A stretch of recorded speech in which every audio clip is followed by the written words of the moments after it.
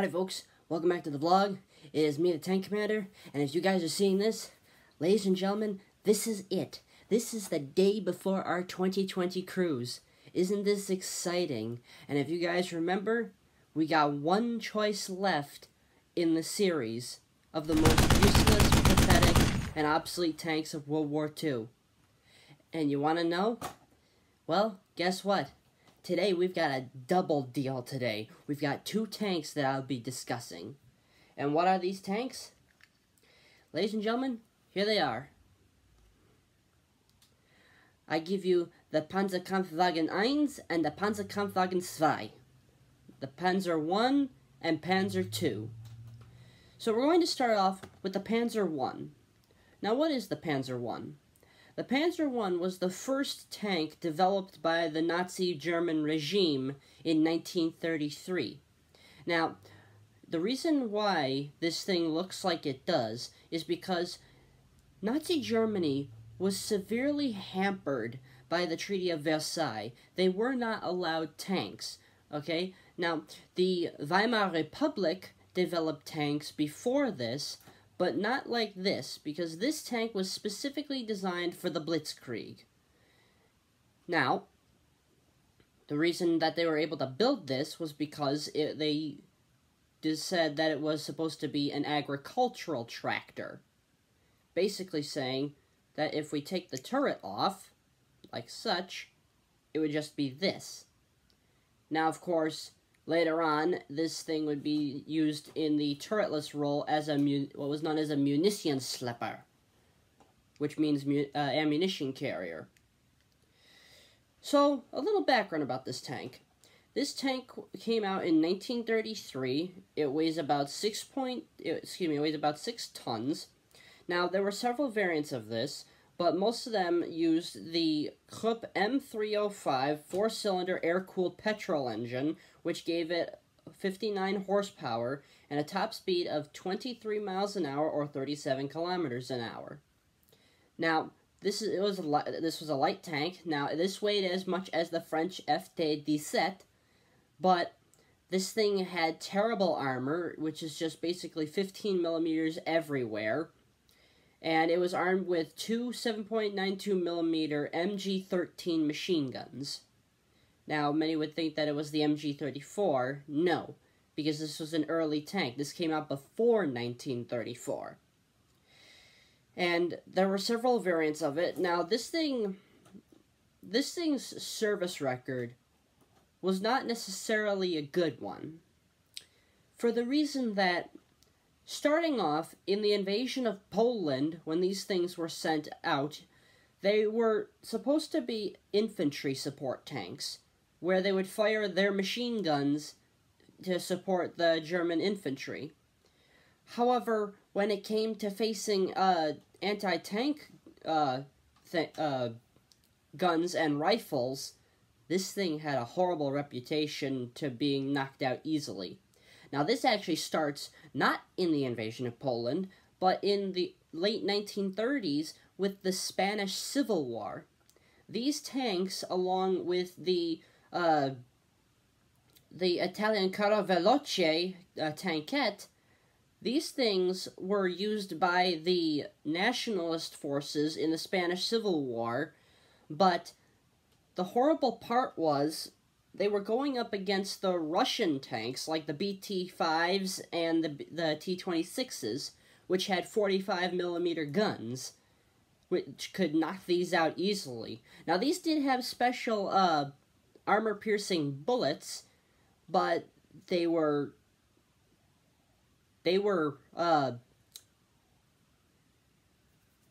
costly, so these things had to shoot wisely. They had to get in to suicidally close range, and basically, you're talking well within 100 meters for that.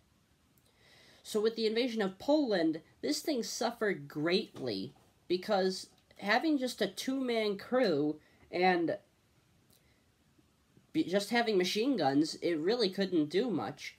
And the thing was, this thing was easy to knock out. For example, the main Polish tank at the time, which is this, the 70P, This thing has a 37 millimeter variant of the Bofors gun from Sweden. Okay? This thing can penetrate this thing's armor from over 1,500 meters away. This thing could not necessarily penetrate this thing's armor at all, even if it did get close. Now, another little pest, which they like to call is this little thing. This is the TKS, which is a tank destroyer version of the Polish TKD tankette, which has a 20 millimeter autocannon on it. Now, it is not like the Panzer II, which is a flat cannon. This thing, okay, they had the tendency to be known as the cockroach by the way they were shaped. And as I said, with cockroaches on the prowl, these things were ideal for ambushes. And this thing you look at the size comparison, everybody. You see how much smaller that is? Okay? That's my point. A tank like that, a tank like this, is absolutely horrible. Now, during the invasion of France, okay, in 1940, these things still had to be put into combat, and they were still outgunned. Even, and we're pulling up this, ladies and gentlemen, we pull up the French F-17. Okay, even this thing's crap 37 millimeter SA-18 can penetrate this thing's armor at decent ranges, because it's only 15 millimeters thick. Okay? And then, of course, the French fielded such heavier tanks, but I'll show you that in a little bit. And going into North Africa, these things were still used, but now you were facing tanks that had 37 millimeter guns, 40 millimeter 2-pounder guns, 6-pounder anti-tank guns, and up to the 17-pounder anti-tank gun, which is a 77 millimeter anti-tank gun. And then it got the worst when it was introduced into Operation Barbarossa, the invasion of Russia in 1941, when this thing had to face things like the T-34, okay? And its bigger brothers. But you think about this thing was absolutely awful. Now, granted, everybody knows that it was rare to see these, but they were seen somewhat in Normandy in 1944. And that is this variant, ladies and gentlemen. Yes, those of the Shenanigan Battalion, you know this one. This is the Panzer I, okay? This, in World of Tanks, is a German Tier 3 premium light tank. Now this happens to have a 20 millimeter autocannon on it. But these were only used in limited numbers.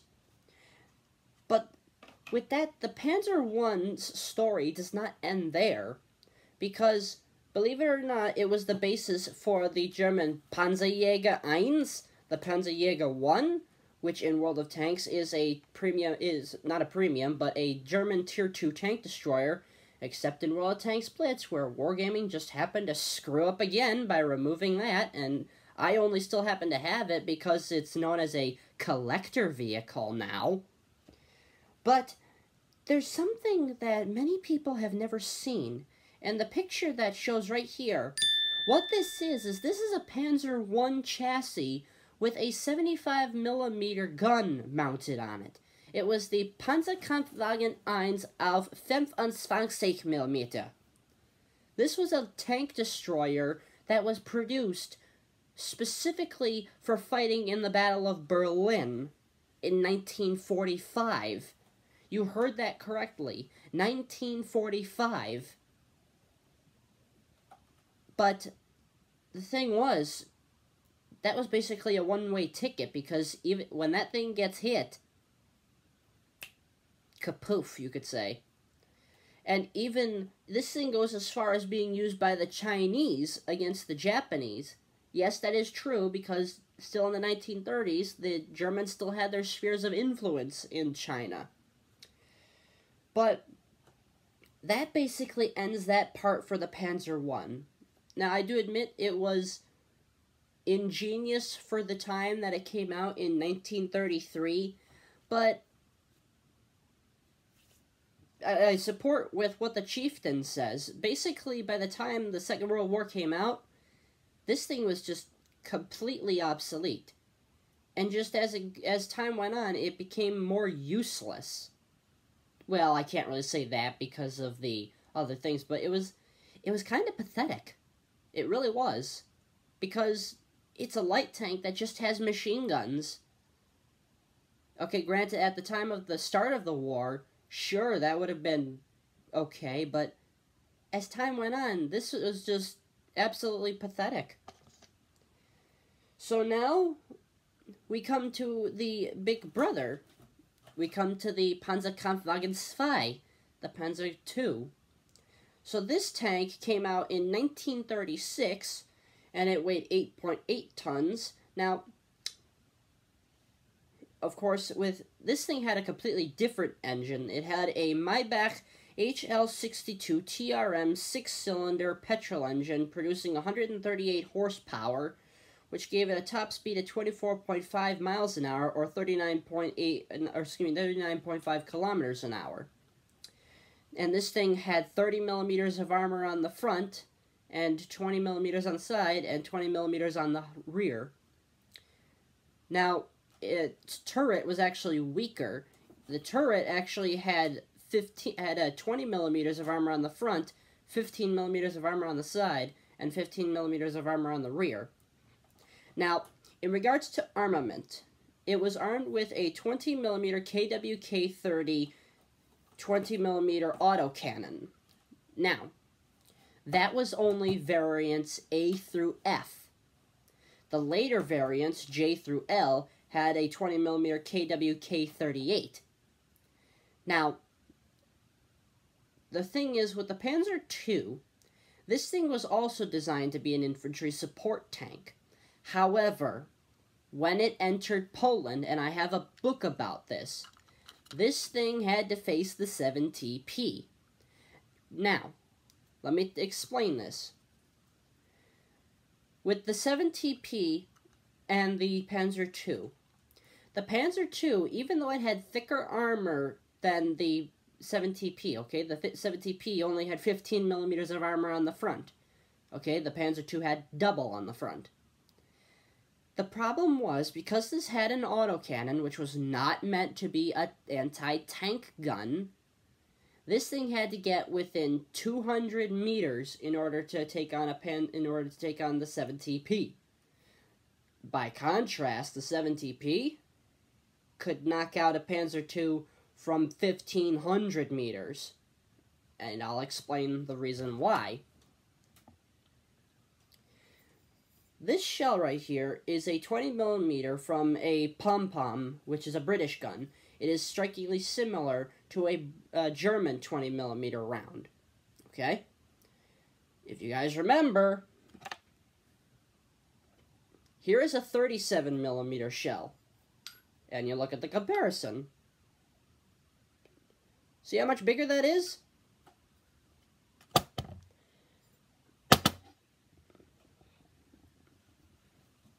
That's the reason why the Panzer II was completely and hopelessly obsolete by the time of the Second World War.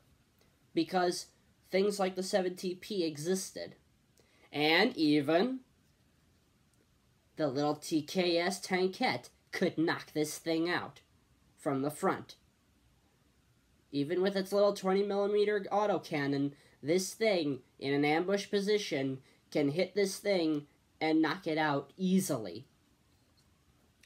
Now, as they came to France in 1940, they were facing superiorly armored tanks.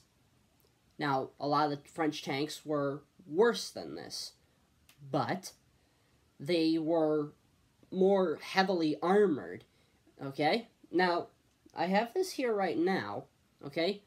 Even the FT-17 at certain ranges can penetrate this thing's armor through the gun mantlet, okay? And even through the side armor, okay? Not through the front hull armor. And even though that this thing would take savage beatings from things like Panzer IIs, even a tank as bad as the FT-17 can still wreck this thing. And then, of course, these things had to come up and face tanks like this in the French arsenal. And this, ladies and gentlemen, is the Char B1 bis, the French heavy tank. Okay? A Panzer II with a 20mm autocannon trying to go up against a heavy tank that has 60mm of frontal armor, a 47mm main gun that is more than capable of knocking out a Panzer II, and also a 75mm howitzer in the hull.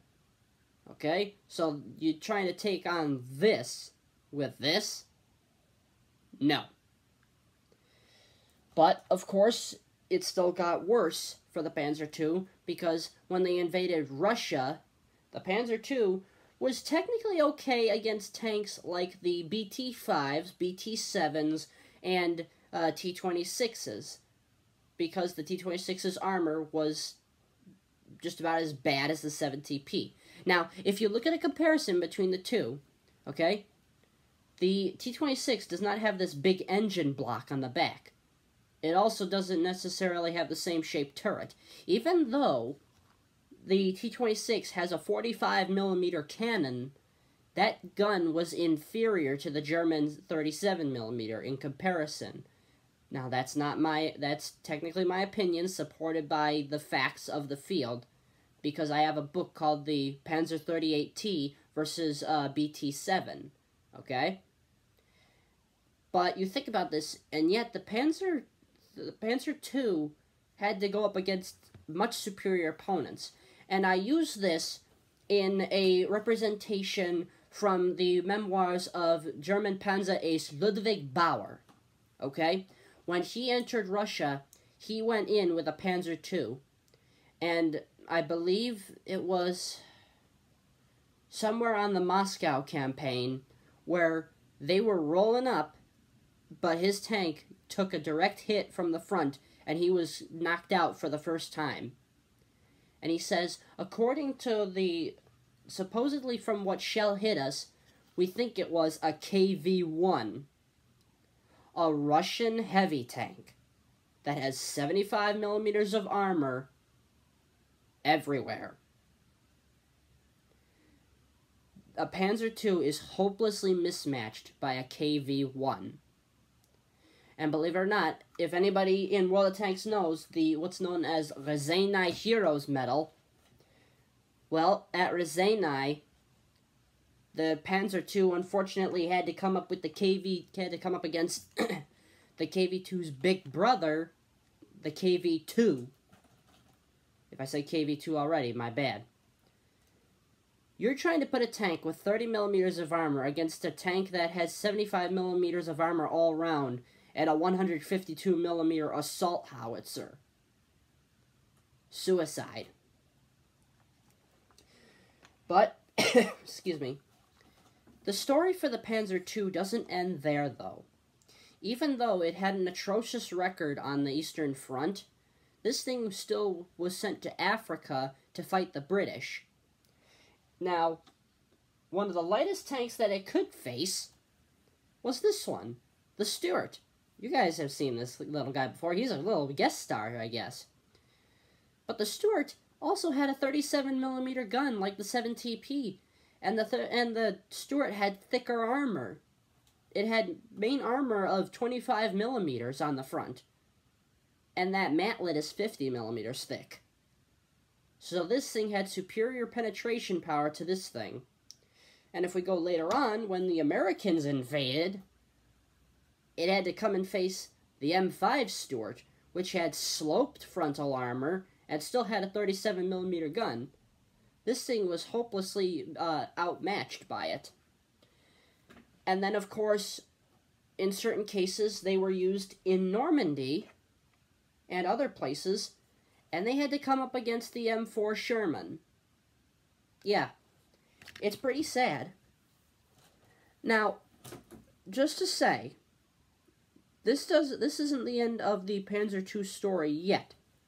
Now, besides the fact that it was used for like a variety of roles like munition carriers and tank destroyers known as the Martyrs, or Martyr II for this instance, the Panzer II had three variants that I want to discuss. First off, the one is the Panzer II Ausführung L. Okay, the Panzer II-L. And as you see above it, this was commonly known as the Luchs. That's Luchs.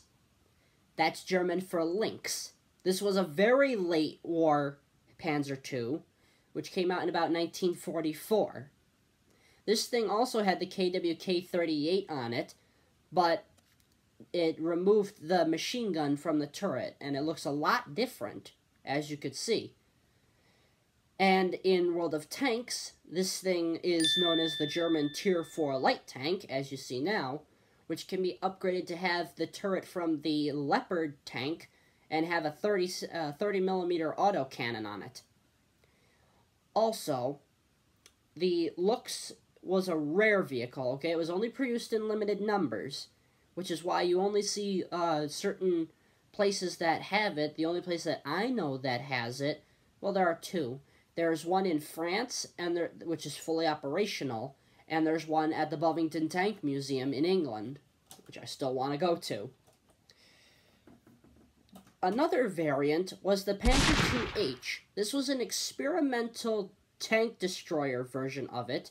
In War Thunder, it's a vehicle that has a 50mm gun on it. And as you see the picture, what you see on that, it's an open-top turret covered with canvas, because it's to protect against shrapnel.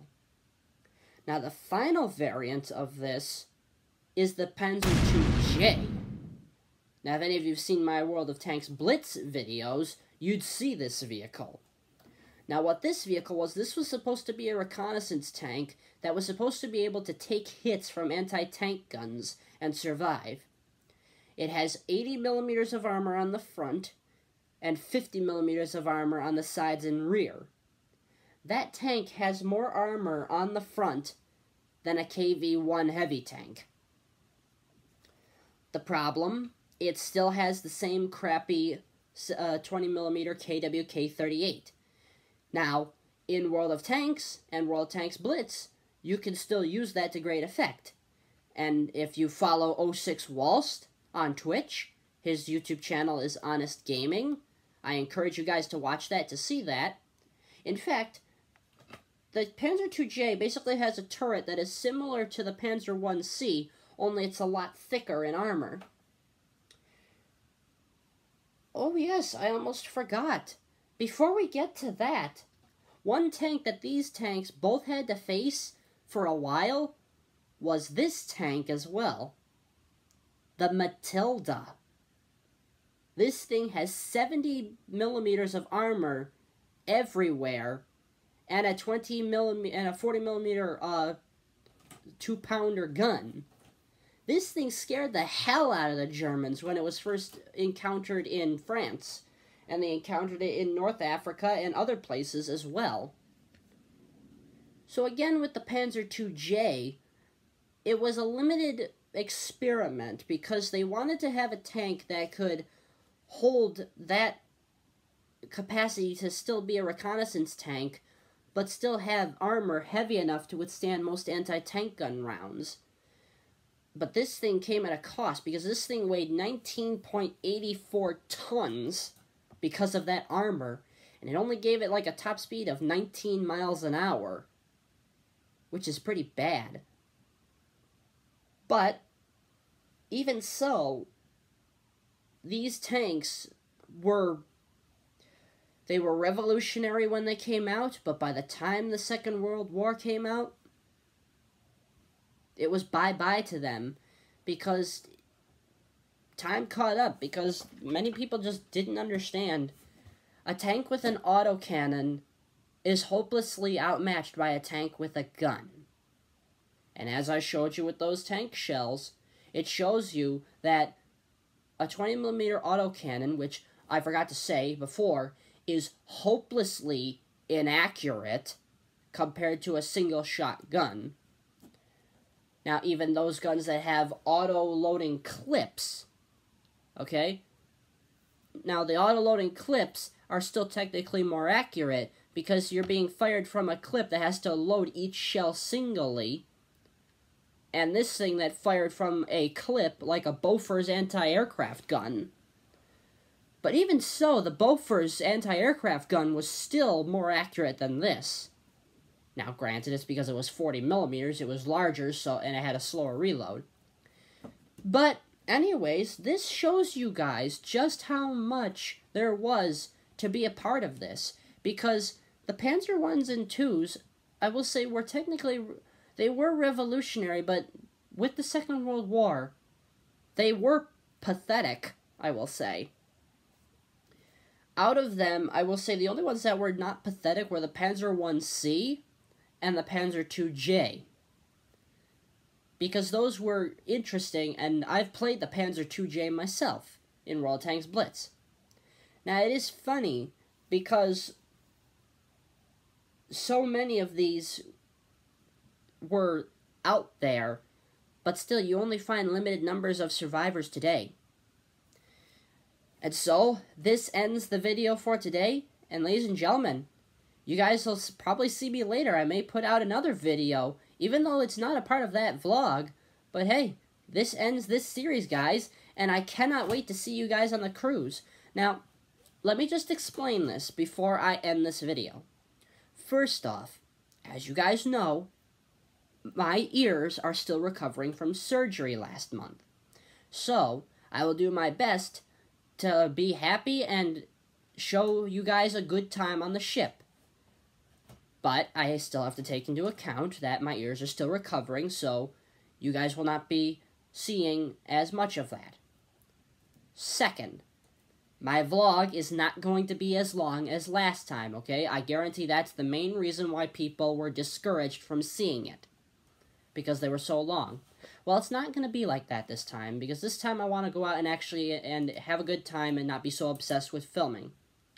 And thirdly, make sure that you guys are also just watching, because these videos are going to come out, and I'm promising you guys that I'm going to do my best to get these videos out at a quicker time than I did the last cruise, okay? So I promise you guys that, but you guys gotta make sure that you keep your eyes open, because once they come out, they're gonna come out. And so, that ends this video for today. And ladies and gentlemen, I hope you guys enjoyed it. So, take care, you guys, and I'll probably see you later, and see you guys on the trip tomorrow. Tank Commander out.